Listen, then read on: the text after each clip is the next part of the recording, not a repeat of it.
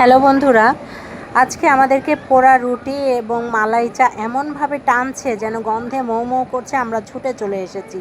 জি হ্যাঁ, আজকে আমরা পরিবার সহ সবাই মিলে মালাই চা এবং রুটি খেতে চলে এসেছি। পোড়া রুটি এখানে মোয়াজ্জেম ভাই তার কফি শপে চা বানাচ্ছে। এগুলো কিন্তু আমাদের জন্য না, মানে কী পরিমাণ চায়ের অর্ডার হয় এবং কী পরিমাণ চা বিক্রি হয় আপনারা ভিডিওতে দেখলেই বুঝতে পারবেন।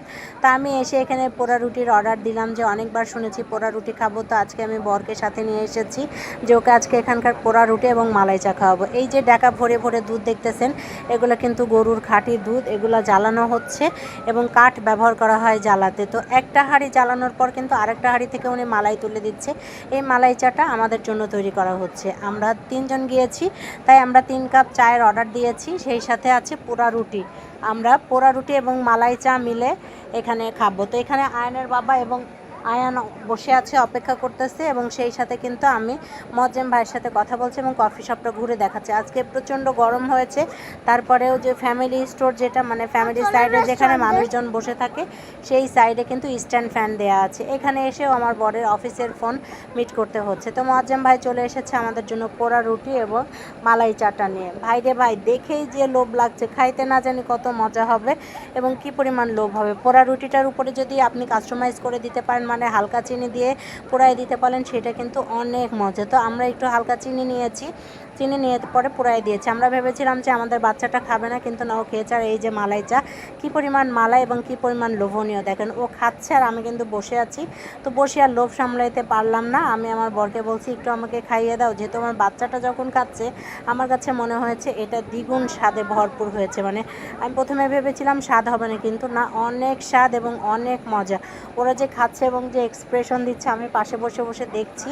তো এবার আমি আমার বরকে বলছি যে না, আর আমি বসে থাকতে পারলাম না, দয়া করে আমাকে একটু খাইয়ে দাও। এই লোকেশনটা আপনাদের জানতে ইচ্ছে করছে, তাই না, যে এই টি হাউসটা কোথায়? হ্যাঁ, এটা হচ্ছে পাবনার, ঈশ্বরদী পাবনার দাপুনিয়া বাজারে মোয়াজ্জেম ভাইয়ের আরিয়ান টি অ্যান্ড কফি হাউস। যে কেউ ইজিলি এখানে আসতে পারবেন। এখানে একটি কালবাট আছে, কালবাটের বাম পাশ দিয়ে একটা রাস্তা চলে এসেছে, গোরস্থান রোড যেটাকে বলা হয়। এখানে আসলেই কিন্তু আপনারা এই দারুণ স্বাদের রুটি এবং পোড়া রুটি, মালাই চা, মালাই রুটি, কফি এবং মিষ্টি দই উপভোগ করতে পারবেন। এত এত মজা লেগেছে। গরম যে গরম, তারপরেও কিন্তু আমার কাছে মনে হচ্ছে যে না, অনেক লোভনীয়। তো আমরা ফার্স্টে 2টা অর্ডার করেছিলাম, তারপরে কিন্তু আমরা আরেকটা অর্ডার করলাম, যেহেতু খেতে অনেক স্বাদ হয়েছে এবং আমার বাচ্চাটাও মজা করে খাচ্ছে।